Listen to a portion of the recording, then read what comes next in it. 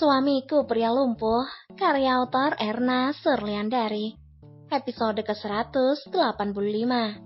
Sifat asli Bagas. Selamat mendengarkan.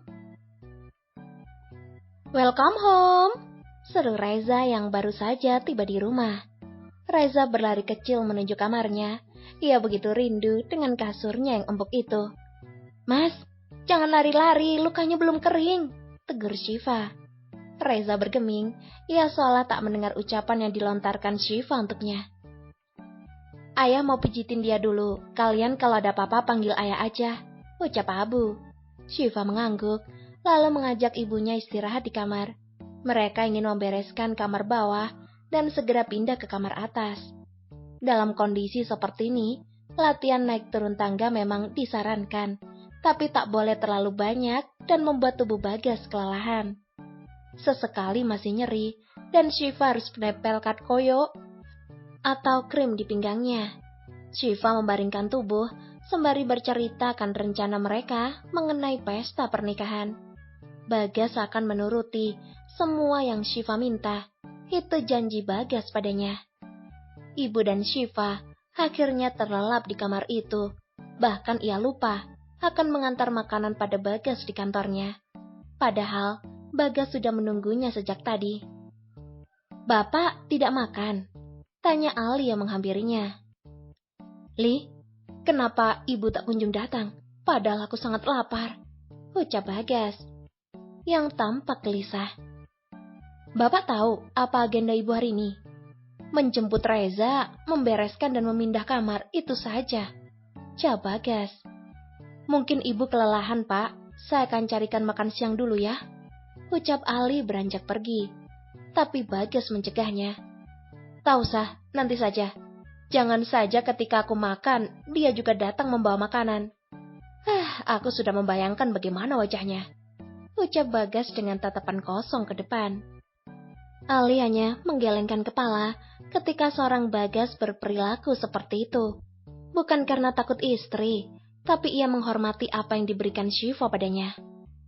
Astagfirullah, kejut Syifa mendadak terbangun dari tidurnya. Kenapa, Fah? Tanya Bu Maryam tak kalah kagetnya. Syifa tak menjawab, hanya melirik jam di HP-nya.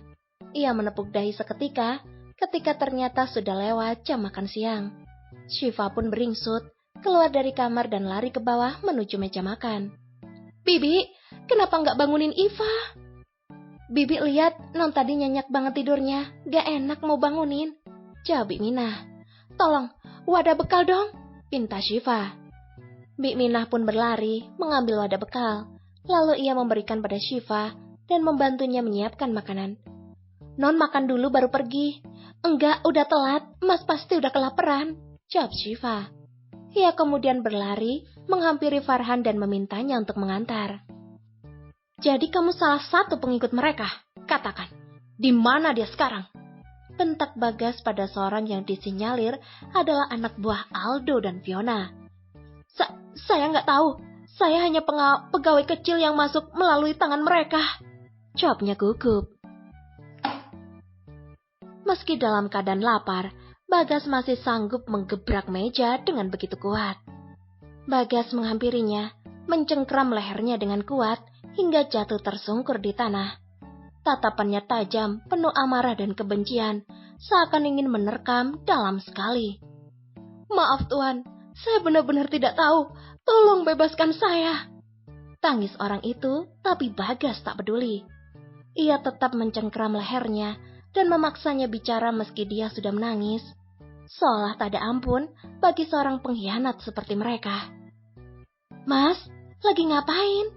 Tanya Syifa yang tiba-tiba datang. Bagas langsung mendongakkan kepalanya. Tatapan seketika berubah begitu manis, ditambah senyuman ramah untuk sang istri. Sayang, kok lama?